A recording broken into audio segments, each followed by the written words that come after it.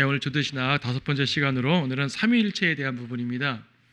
아버지 하나님에 대해서 공부할 때 삼위일체 부분을 이제 짚고 넘어가야 돼요. 물론 삼위일체는 말 그대로 아버지, 아들, 성령에 대한 부분이기 때문에 기독론에도 나올 수가 있고 성령론에도 나올 수가 있는 부분이지만 아버지 하나님 편에서 이제 다루는 것이 가장 적절하죠. 자, 삼위일체라는 말에 대해서 거부감을 가진 사람들이 종종 있어요. 일단 삼위일체가 성경에 있는 직접적인 용어는 아니잖아요. 그래서 삼위일체를 반대하는 사람들이 하는 말이 삼위일체 성경에 없는 말 아니냐 이렇게 말합니다. 성경에 직접 삼위일체라는 말이 직접 있지는 당연히 않죠. 하지만은 그렇게 말하면은 뭐 천연왕국도 직접 성경에 있는 말이 아니잖아요. 휴거도 성경에 직접 있는 말이 아니잖아요. 근데 성경에 있는 이런 구절들을 통해서 우리가 명확하게 알 수 있는 성경적 교리에 우리가요 성경적이라고 말할 때 있잖아요. 성경적이라고 말하는 것이 성경에 있는 단어를 써야만 성경적인 것이 아니라 성경적 원리, 성경적 교리를 말해야 성경적인 거예요. 때로는 성경에 있는 용어들을 차용해서 이단 교리를 내기도 하잖아요. 그러니까 성경의 용어가 중요하지 않다는 것이 아니라 가능하면 성경 용어를 써야 되죠. 맞죠? 그러나 성경에 때때로 없는 용어들도 성경 내에서 증명할 수 있으면은 교리로 되는 거죠. 또 삼위일체가 성경에 또 없는 용어가 아니죠. 삼위일체 이 단어 트리니티라는 단어가 없을 뿐이지 요한일서 5장 7절에서 아버지와 말씀과 성령이 하나라는 직접적인 서술이 있기 때문에 이건 분명히 성경적 교리가 맞아요. 자, 우리가 트리니티라고 이제 영어로 표현하는데 이 트리니티라는 말을 우리말로 삼위일체라고 번역을 하죠. 근데 트리니티라는 말을 삼위일체라는 개념은 사실 아니고 삼중적 존재라는 뜻이요. 단어 뜻 자체가. 그래서 트리니티라는 말은 하나님께도 쓰지만 인간에게도 쓰는 표현이에요. 그래서 이제 하나님의 삼위일체, 하나님의 트리니티 하게 되면 삼위일체의 개념이죠. 세 인격으로 구성된 한 하나님이죠. 그러니까 한 하나님이지만은 세 인격이 계신 거예요. 아버지, 아들, 성령. 그리고 이 세 인격은 독립적으로 사역할 수가 있고 그러나 협력 사역하고 같이 하고 독립적인 인격체란 말이에요. 뭐 독립적 사역을 하신다기보다는 독립적인 인격체란 말이죠. 인간의 트리니티라고 말하면은 삼위일체로 표현하지 않죠. 같은 트리니티라는 단어를 쓰긴 하지만 인간에게 삼위일체란 말 쓰지 않잖아요. 인간은 삼중성이라고 표현하겠죠. 인간의 삼중성은 영혼 몸을 말할 때 할 수 있는 거죠. 영혼 몸 각각의 구성체입니다. 그렇다고 하나님의 트리니티와 같지는 않아요. 우리가 그때 이제 비유할 때 인간의 몸은 삼위일체의 예수님 몸과 1대1 대응하고 영은 삼위일체 성령님과 1대1 대응하고 혼은 아버지 하나님과 1대1 대응해서 이렇게 1대1 대응을 하는 것이 여러모로 잘 맞아떨어지긴 하지만 그것도 100% 맞지는 사실 않아요. 왜냐하면 인간의 삼위일체와 인간의 트리니티와 하나님의 트리니티가 본질적으로 같지는 않기 때문이에요. 하나님의 트리니티는 그 각각의 인격이 독립적인 존재지만 인간의 트리니티는 독립적 존재들이 아니죠. 혼만 따로 뭘 할 수 있는 것이 없어요. 육만 따로 뭘 할 수 있는 것이 없어요. 그렇죠? 함께 있어야지 사람이 온전하게 되는 거죠.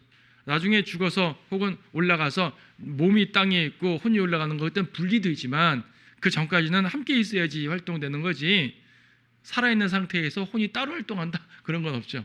연결될 수밖에 없어요. 하지만 하나님의 트리니티는 독립적이신 분이에요. 독립적이지만 또 하나를 이루시는 거죠. 그래서 이제 트리니티라는 단어를 써도 하나님의 트리니티와 인간의 트리니티는 다를 수밖에 없다. 비유적 개념에 유사하게 설명할 뿐이죠. 그럼 하나님의 삼위일체의 본질이 뭐냐면 말씀드린 것처럼 한 하나님이에요. 한 신격이라 그러죠. 그 안에 세 인격이 있어요. 각 인격은 서로 소통 협력해요. 서로 협력한다는 것은 독립적 존재란 말이죠. 의존적 존재라는 얘기는 협력이란 말 할 수가 없죠. 의존적이라면 협력이란 말할 수가 없죠. 협력이란 말 자체는 독립적 존재에게 협력이란 말할 수 있는 거예요. 인간의 트리니티는 독립적이지 않다. 그렇죠? 자, 삼위일체에서 오해를 많이 합니다. 삼위일체에서 오해하는 대표적인 것이 삼신론이에요. 그러니까 이제 그리스도인이 아닌 사람들이 우리가 삼위일체 얘기하니까 그건 삼신론이잖아 라고 비판할 때 하는 말인데 삼신론이라는 것은 그냥 세 명의 신이란 말이니까 이건 이교도죠. 이교도 다신교의 이론이니까 우리는 뭐 아예 취급할 필요 없는 거고요. 단일신론이라는 것이 있어요. 이것도 삼위일체를 부정하는 건데 단일신론은 한 인격만 말하죠. 그러니까 삼위일체는 세 인격을 말하는 건데 단일신론은 한 인격만 말합니다. 근데 성경에 아버지, 아들, 성령이 있잖아요. 근데 어떻게 다 한인격으로 말하죠? 여호와의 증인 같은 경우는 그래서 아들은 하나님이 아니라고 말하는 거죠. 여호와 하나님만이 하나님인 것이고 아들은 말 그대로 하나님의 아들일 뿐이지 무슨 하나님이야 라고 말하죠. 사실 피조된 신의 개념으로 말하기도 하지만은 어쨌든 여호와 증인들은 여호와 하나님만이 하나님이지 다른 건 하나님이 아니라고 말합니다. 하지만 뒤에서 보겠지만 예수님은 하나님께서 육신을 입고 오신 분이 예수님이란 말입니다. 예수님은 하나님이셔요.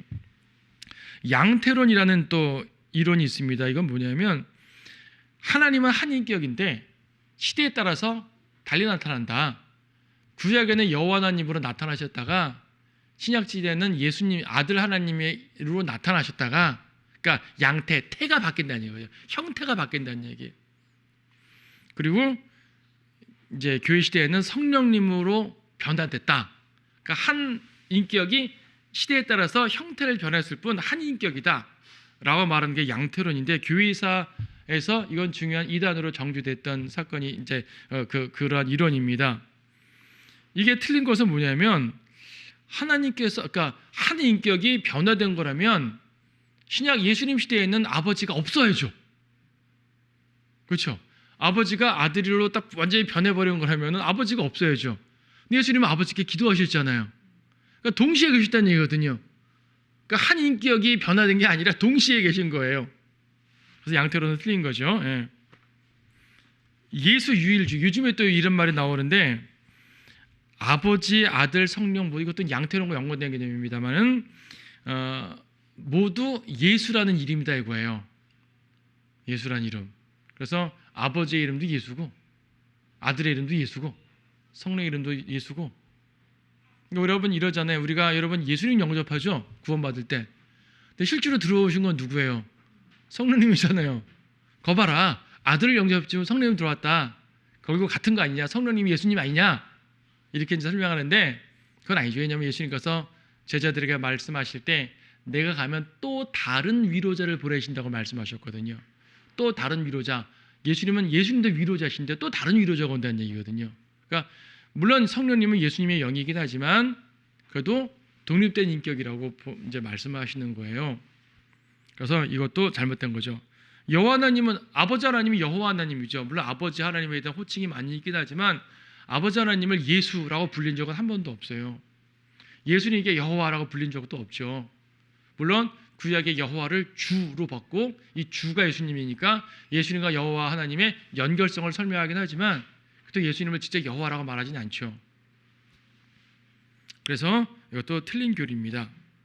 역시 삼위일체를 부정하고 한 인격만 말하는 것이기 때문에 잘못된 교리들이에요. 또 어떤 분들은요, 삼위일체는 가톨릭 교리 아니냐? 왜 성경들에 믿는 그리스도인들이 삼위일체를 믿냐?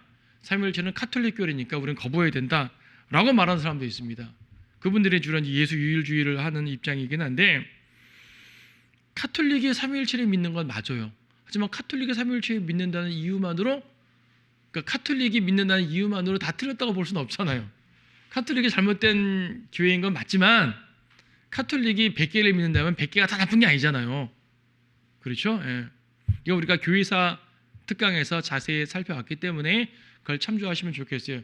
교회사 특강의 7강인가 8강인가 그 전후에 보게 되면 삼위일체 다루는 그 니케아 신조 콘스탄티누스 다루는 장면 나오는데 그 강의 보면 좀 자세하게 설명을 했습니다. 당시 아타나시우스라는 사람과 아리우스라는 사람이 대결을 했는데 신학적 대결을 했는데 아타나시우스는 삼위일체를 인정했고 아리우스는 삼위일체를 부정했고 그래서 아리우스는 이단이 됐고 아타나시우스가 정통이 됐다. 이게 교회사의 어떤 역사적 흐름이에요. 근데 아타나시우스파가 가톨릭으로 됐어요. 아타나시우스 때까지는 가톨릭 교회가 아니었거든요. 그냥 기독교인 거예요. 그냥 아직 교회사 초기에는 물론 잘못된 교리를 빠져나간 교회들이 많이 있긴 하지만 로마 가톨릭이 딱 공식적이지 않았다고요. 근데 그 사람들이 이제 로마 가톨릭이 된 거예요. 결과적으로. 그러다 보니까 로마 가톨릭의 공식 교리가 삼위일체가 되었죠. 역사적 과정이에요. 역사적 과정상 가톨릭이 삼위일체를 받아들였다고 해서 그 이유만으로 삼위일체가 가톨릭 교리다라고 말할 필요는 없는 거죠. 근데 여러분 이제 우리 학생들 이제 역사 공부할 때 세계사 책 보게 되면 삼위일체 그러니까 삼위일체는 카톨릭 교리로서 정통 교리가 되었다. 이런 식으로 표현이 나와요. 그러니까 카톨릭 교리라고 딱 나오니까 사람들이 혼동을 하나 본데 그건 세상 사람들이 하는 말이고 삼위일체는 성경적 교리예요. 카톨릭을 받아들이건 안 받아들이건 성경적 교리죠. 또 교회사 시간에 자세히 설명드리는 바가 있지만 카톨릭이 믿는 삼위일체와 우리가 믿는 삼위일체가 약간 미묘하게 달라요. 또 그 사람들이 믿는 삼위일체는 아들은 아버지가 낳았다 그랬으니까 아들은 아버지로부터 생긴 존재라는 얘기죠. 아들을 아버지보다 한 단계 밑에 놔요. 밑에 놓으면서 동일하다니까 서로 말이 안 되죠. 창세기에서 우리 형상을 따라 만들자. 원래 삼위일체 하나님께서 독립된 존재로 협력하고 계셨단 말이죠.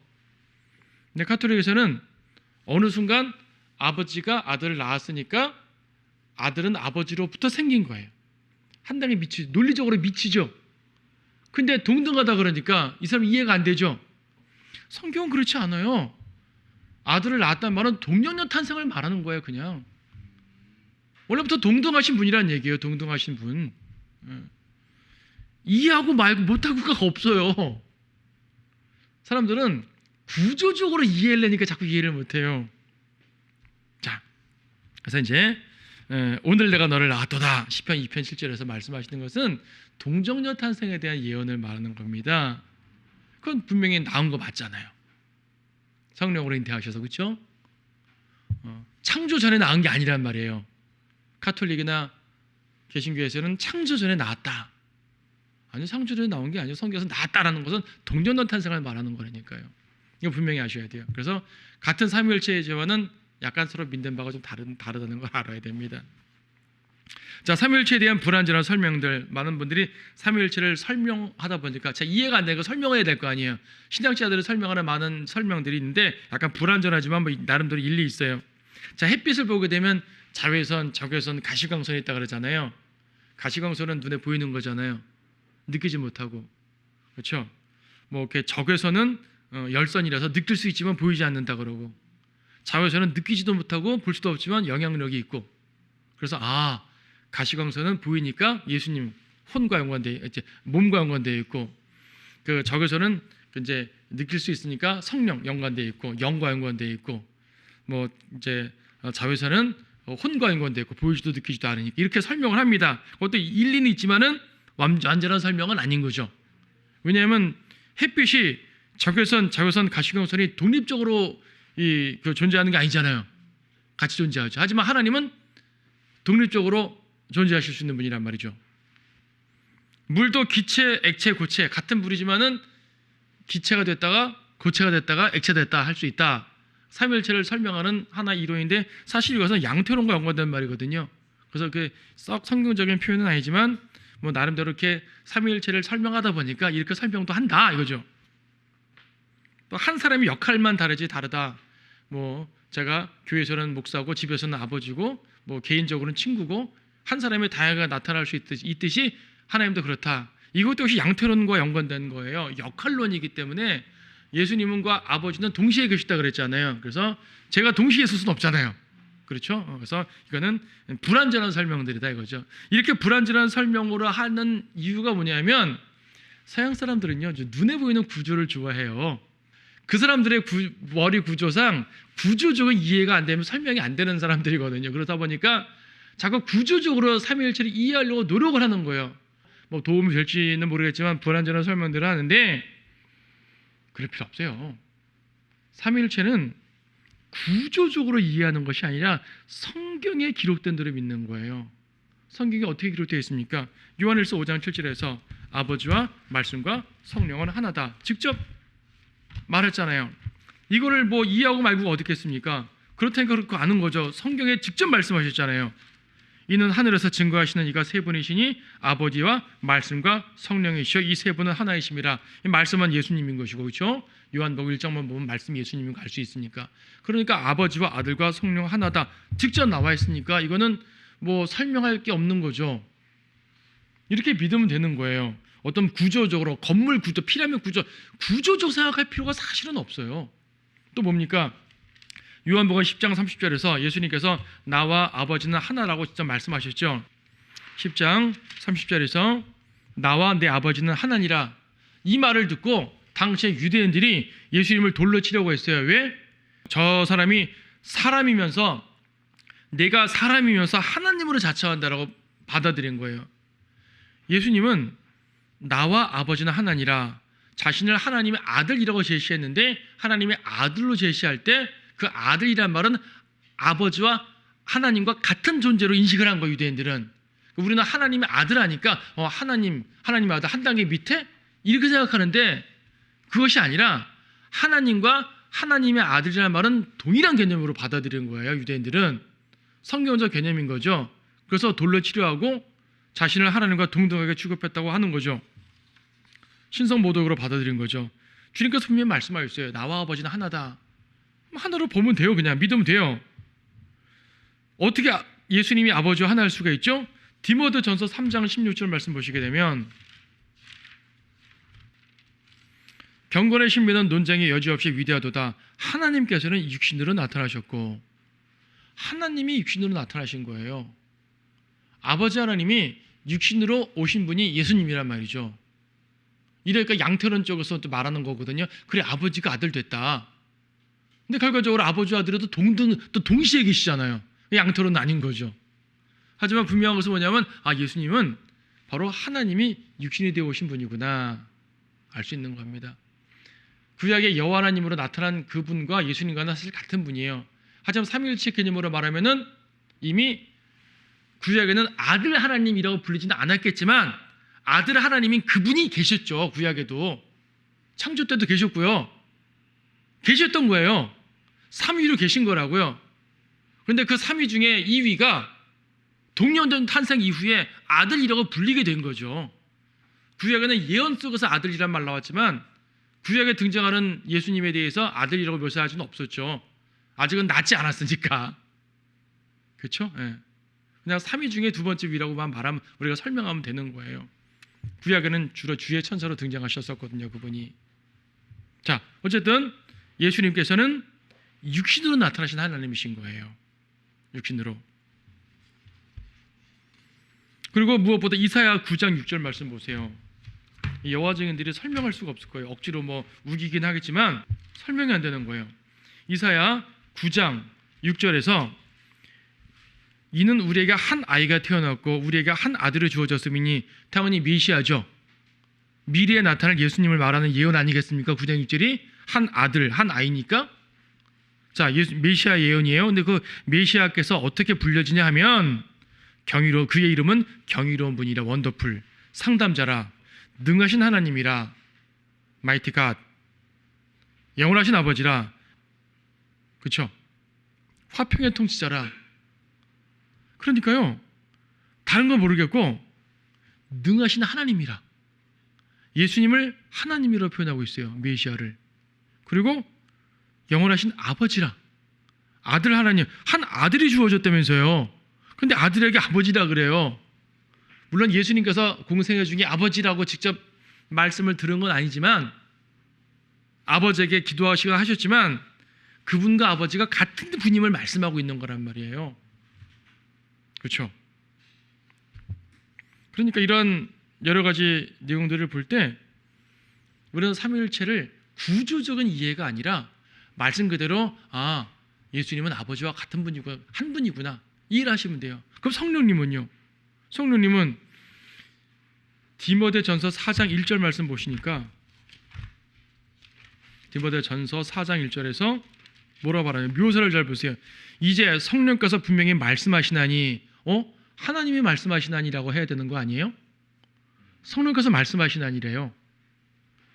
쭉 이어지는 말씀을 보게 되면 하나님 말씀이에요. 하나님 말씀 기록이잖아요. 근데 그것을 성령님이 말씀하시나니, 그러니까 성경의 기록이 성령이라는 사실도 알 수 있거니와 성령이 하나님이란 말이죠. 자, 이거 갖고 충분치 않으면 히브리서 3장 7절 말씀 보세요. 히브리서 3장 7절 말씀 보시게 되면 그러므로 성령께서 말씀하시기를 오늘 너희가 그의 음성을 듣거든 강로에 떼고 광야에서의 시험의 날과 같이 너희 마음을 완악하지 말라. 시편 95편 말씀이거든요. 시편 95편은 하나님 말씀이잖아요. 시편 95편을 히브리서 저자가 인용하면서 성령께서 말씀하시기를 이라고 붙였어요. 시편이라는 하나님 말씀을 성령의 말이라고 했다고요. 그럼 이 말이 무슨 말입니까? 성령님이 하나님이란 말이잖아요. 그렇죠? 무엇보다 아버지도 로드로 불리고 아들도 로드 주로 불리고 성령님도 로드라고 불리고, 그래서 이런 모든 걸 통해 봐서 그래, 아들과 아버지는 한 분이야, 성령님도 하나님이야, 이렇게 받아들이면 돼요. 그냥 그걸 삼위일체라고 표현하는 거예요. 각각의 독립된 인격체지만 한 분이다, 이렇게 믿으면 되는 건데, 어떤 구조적으로 이해를 하니까 머리에 자꾸 어떤 피라미드 건물 구조를 그리려니까 안 되는 거예요. 자꾸 이것이. 그럴 필요가 없어요. 있는 그대로 믿으시면 됩니다. 그냥. 자, 여기서 다루려 하는 것은 뭐냐면요, 자, 삼위일체 개념을 설명을 드렸고, 왜 삼위일체냐, 독립적이긴 하지만 사실상은 같이 함께 사역하시거든요. 항상 함께 사역을 하십니다. 함께 사역을 하셔요. 그래서 함께 사역할 때 셋이 함께 다 등장하는 장면들을 몇 개 보는 거예요. 셋이 함께 등장하는 장면들을 보면서 삼위일체 하나님이 이렇게 효과적으로 역사하셨구나. 창조에 있어서, 자, 일일이 안 찾아봐도 아시죠? 아버지께서 말씀으로 창조하셨습니다. 빛이 있으라부터 시작해서. 근데 요한복음 1장 보게 되면 그 말씀이 또 예수님이네요. 그렇죠? 그리고 히브리서 1장 2절 말씀 보시게 되면, 이 마지막 날들에 그의 아들을 통하여 우리에게 말씀하셨으니 이 아들을 만물의 상속자로 세우시고 또 그를 통하여 그분께서 세상들을 지으셨느니라. 아들을 통해 세상을 지으셨대요. 그러니까 하나님이 말씀으로 창조하신 건 맞지만 그 말씀이 곧 예수님이시고 결국 예수님이 창조하신 거예요. 그렇죠? 창조하신 거예요. 그렇게. 그 성령님 뭐 하셨죠? 창세기 1장 2절에 보게 되면 물들의 표면 위에 거니시더라. 성령이 눈에 안 보이는 영인도 어떻게 거닐어요? 거닌다는 걸 표현한 것뿐이고 성령께서 물 위에 운행하신 거예요. 그 말은 뭐냐면 창세기 1장 2절은 파괴된 상태거든요. 혼돈 상태거든요. 1장 3절에 새롭게 창조를 시작하신 장면입니다. 그 하나님의 영께서 창조를 시작하신 준비를 하는 게 1장 2절이었던 거예요. 3절에서 이제 창조가 딱 빛이 있으라 이제 이루어지는 거예요. 물론 재창조죠. 이루어지는 것인데 그 모든 것에 성령님은 생명을 불어넣는 존재잖아요. 인간만을 도 생명을 불어넣으셨고, 그렇죠?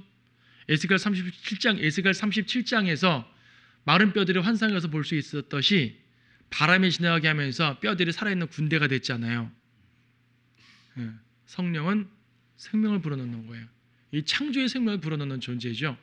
그래서 아버지 말씀, 아버지와 아들과 성령님이 창조에 함께 사역하신 거예요.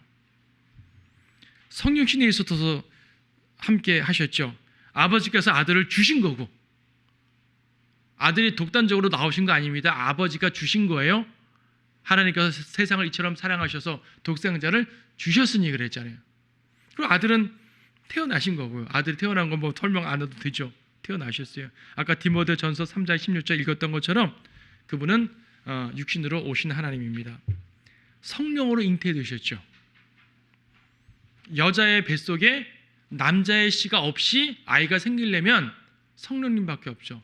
요즘엔 무슨 뭐 유전공학을 통해서 뭐 복제 인간을 넣을지 모르겠지만 그건 말이 안 되는 것이고, 남자의 씨가 들어가지 않는데 아이가 나왔다? 이거는 하나님께서 그 아이를 집어넣으신 거잖아요. 그것을 성령으로 잉태되셨다라고 말하는 거죠. 예수님께서 갑자기 하늘에서 뚝 떨어지신 것이 아니라 마리아의 태를 통해서 나오셨잖아요. 태를 통해서 나오셨다는 얘기는요, 성령께서 들어오시면서 이 뱃속에서 태아가 형성되고 태아가 뱃속에서 자라고, 이런 모든 과정을 인간과 똑같이 겪었단 말이에요. 남자의 씨만 없었을 뿐이지 그 이후의 모든 과정은 정상적인 태아의 과정을 거쳐서 태어난 거예요. 그 일을 성령께서 하셨어요. 그렇죠? 그래서 참으로 성육신의 신비라고 표현을 하지만은 어쨌든 삼위일체가 함께 하신 것이죠. 침례 때도 삼위일체가 함께 하셨습니다. 마태복음 3장 16절 17절 보게 되면 아들은 침례를 받으신 거, 물에서 올라오셨고 성령께서 비둘기처럼 임하셨고, 하늘에서 이는 내 사랑하는 아들이요 그 안에서 내가 기뻐하노라, 하늘에서 아버지께서 음성을 내려주셨고요. 그래서 침례 장면에서 아버지, 아들, 성령이 한꺼번에 다 등장하는 겁니다. 삼위일체 하나님이 함께 역사하시는 대표적인 모습이 그리스도의 침례 때의 모습입니다. 구속사역에서 아버지께서 아들을 주신 거예요. 고린도후서 5장 21절 말씀 보시게 되면 하나님께서 죄를 알지도 못하는 그를 우리를 위해 죄로 삼으신 것은, 자 여기서 보세요. 여기서 하나님께서는 말이 아버지 하나님을 말해요, 아들 하나님을 말해요. 문맥적으로 아버지 하나님이겠죠. 왜냐하면 죄를 알지도 못하는 그를이 따로 나오니까. 이 그를이 누구예요? 예수님이잖아요. 그럼 아무리 문장을 잘 해석 못하는 사람이라 하더라도 이 문장만 봤을 때 여기서 하나님은 아버지 하나님 말하는 것이고 그를은 예수님 말하는 거다. 누구나 알 수 있겠죠. 그렇죠? 아버지께서 죄를 알지도 못하는 그를, 예수님을 우리를 위하여 죄로 삼으셨다. 즉 아버지께서 주신 거예요. 무엇을 위해서? 구속을 위해서. 죄로 삼으신 것은 우리로 하여금 그 안에서 하나님의 의가 되게 하심이라. 우리의 구속사역이잖아요. 하나님이 인류를 구원하기 위한 그런 모습이잖아요. 아버지께서 아들을 주신 거예요. 아들이 희생제물로 드려지신 거죠. 그렇죠. 아들이 죄의 희생제물이 되신 겁니다. 21절에 있는 것처럼. 이 일이 히브리서 9장 14절에 따르면은 영원하신 성령을 통하여라는 표현이 또 나오죠. 히브리서 9장 14절에서 하물며 영원하신 성령을 통하여 흠없는 자신을 하나님께 드린 그리스도의 피가 어째 죽은 행실에서 너희 양심을 정결케 하여 살아계신 하나님을 섬기게 하지 못하겠느냐. 자, 자신을 드린 예수님이죠. 자신을 하나님께 드렸습니다. 근데 누구를 통하여? 영원하신 성령을 통하여. 성령님은 예수님을 태어나기도 하셨고 드려지기도 하셨고 또 우리를 구원받기도 하신 거예요. 자, 죄인 구원, 구체적인 죄인들 각자의 구원에 있어서 아버지가 죄인을 받아들이십니다. 에베소서 1장 6절에서 이는 하나님께서 그 사랑하시는 이 안에서 우리를 받아들이신 그의 은혜의 영광을, 하나님이, 아버지 하나님이 우리를 받아들이셨어요. 근데 누구 안에서 받아들이셨어요? 아들 안에서 받아들이셨죠. 그래서 우리 구원에 있어서 예수님의 구속사역 자체도 아버지, 아들, 성령이 함께 일하셨고 우리 죄인 각각의 구원에 대해서도 아버지, 아들이 함께 일하십니다. 성령님은 뭐 하시죠? 에베소서 1장 13절에서 인치시죠. 그분 안에서 너희도 진리의 말씀 곧 너희 구원의 복음을 듣고서 그분을 신뢰하였으니 또 너희가 그분을 믿고서 약속의 그 성령으로 인침을 받은 것이니라. 우리는 약속의 성령으로 인침을 받았습니다. 구원을 딱 보장해 주셨죠. 아까도 형제님 한 분이 오래간만에 오셨는데 분명히 제가 구령을 했지만은 오래간만에 오시다 보니까 구원의 확신을 잃어버린 것인 거예요. 설명을 다시 쭉 해드렸죠. 해드리고 그때 제대로 영접한 거 맞습니까? 다시 들으니까 그때 제대로 영접한 거 맞고요. 다시 기억납니다. 오케이. 성령께서 그때 인 쳐주신 거예요. 인을 쳐주셨기 때문에 까먹고 살았지만 기억났을 때 맞아 그거지 다시 새롭게 올라오는 겁니다. 주님의 인은 한 번도 없어지지 않거든요. 교회 생활하자고 성경 안 읽고 세상 가운데 살게 되면 잊어버릴 수도 있어요. 잊어버릴 수 있지만 없어지지는 않는 거죠. 인을 딱 쳤어요. 도장을 꽝 찍었다고요. 하나님의 인장이에요. 함부로 못 지워요. 그것을 성령께서 인치셨다고 말하죠. 자, 침례받을 때도 예수님 침례받을 때도 아버지, 아들, 성령 함께 하셨지만 성도의 침례받을 때도 함께 하시네요. 마태복음 28장 19절 말씀에서 어떻게 침례를 주라고 말씀하죠? 누구의 이름으로? 아버지와 아들과 성령의 이름으로. 그러므로 너희는 가서 모든 민족들을 가르치고 아버지와 아들과 성령의 이름으로 침례를 주며. 그래서 여러분 침례받을 때 아버지, 아들, 성령의 이름으로 침례를 받았잖아요. 예수 그리스도의 이름으로 침례 주는 교회도 있어요. 그건 잘못된 거예요. 사도행전 2장에 보게 되면 예수의 이름으로 침례 준다. 유대인들이 예수님을 못 박았다는 특별한 자기들의 메시아를 못 박은 책임이 있기 때문에 그 부분과 연관해가지고 예수의 이름으로 침례 주는 유대인의 침례와 연관된 것이고 우리 같이 이방인 성도들은 아버지, 아들, 성령이에요. 왜냐하면 지금 마태복음 28장에서 모든 민족들을 가르치라 그랬잖아요. 민족들은 유대인이요, 이방인이요. 유대인이면 민족 그러겠죠. 민족들 했던 얘기는 이방인이겠죠. 그렇죠? 이방인들이요. 이방인 성도들은 아버지와 아들과 성령의 이름으로 침례를 받는 거예요. 그러니까 우리 구원받을 때도 침례받을 때도 다 삼위일체의 역사가 이루어지는 거죠. 사도행 10장에서는 이방인 코넬료를 침례해 줬는데 그때는 주의 이름으로서 주의 이름으로. 이 주의 이름으로가 뭐예요? 아버지도 주, 아들도 주, 성령도 주. 그러니까 가능한 거죠. 하나님과 교제함에 있어서 에베소서 2장 18절에서는 우리가 하나님께 나아가게 됩니다. 구원받고 하나님께 가까워지고 나아가죠. 주님과 교제할 수가 있게 된 것이죠. 주님과 분리돼서 교제할 수 없는 존재였는데 교제할 수 있게 되었어요. 에베소서 2장 18절 말씀에서 이는 그를 통하여 우리 둘이 한 성령으로 아버지께 나아감이라. 여기서 우리 둘은 앞에 문맥을 보게 되면 유대인과 이방인이에요. 유대인과 이방인이 처음엔 적대 관계였는데 이 적대 관계가 아니라 하나가 돼서 아버지께 간다 그 말이거든요. 그래서 이제 우리 둘은 하여튼 이제 그 구원받은 성도를 말하는 거로 보편적으로 보면 되고, 이는 그를 통하여, 그가 누구예요? 예수님. 우리 둘이 한 성령으로 아버지께. 그렇죠? 우리 죄인들이 구원받으면서 아버지께 나아가는데 그리스도를 통해 나아가게 되는 것이고 성령으로 나아간다. 성령에 의해서 나아가는 겁니다. 성령님에 의해서 나아갈 수가 있게 되는 겁니다. 그래서 역시 하나님과 교제함에 있어서도 삼위일체가 역사하시는 것이고요. 그 다음에 기도에 있어서 우리 기도할 때 어떻게 합니까? 여러분 누구한테 기도해요? 아버지께 기도하죠? 아버지께 기도합니다. 누구의 이름으로 기도합니까? 예수님의 이름으로 기도합니다. 여러분 기도할 때 성령님의 이름으로 기도합니다. 이렇게 합니까? 안 되죠. 예수님의 이름으로 해야 되죠. 요한복음 6장에서 내 이름으로 기도하면 들어주신다고 분명한 약속을 해주셨잖아요. 요한복음 16장 몇 번 나오는데 대표적으로 16장 23절에서 그날에는 너희가 아무것도 나에게 묻지 아니하리라. 진실로 진실로 내가 너에게 말하노니 너희가 아버지께 내 이름으로 구하는 것은 무엇이나 너희에게 주시리라. 누구에게요? 아버지께 누구의 이름으로? 예수님의 이름으로. 예수님의 이름으로 기도합니다. 그래서 여러분들이 기도할 때 이제 꼭 예수님의 이름으로 기도합니다 하면 이 말을 꼭 붙이라는 말은 사실은 아니에요. 내 기도가 예수님의 이름, 즉 우리가 문서라고 한다면 하나님께 간구 문서잖아요. 문서에 서명을 해야 될 거 아니에요. 누구의 이름으로 서명해요? 예수님의 이름으로 서명해야지 들어주는 거죠. 예수님의 이름이 없으면 가짜 문서예요. 서명이 안 들어가면. 그렇죠? 예수님의 이름은 서명이에요.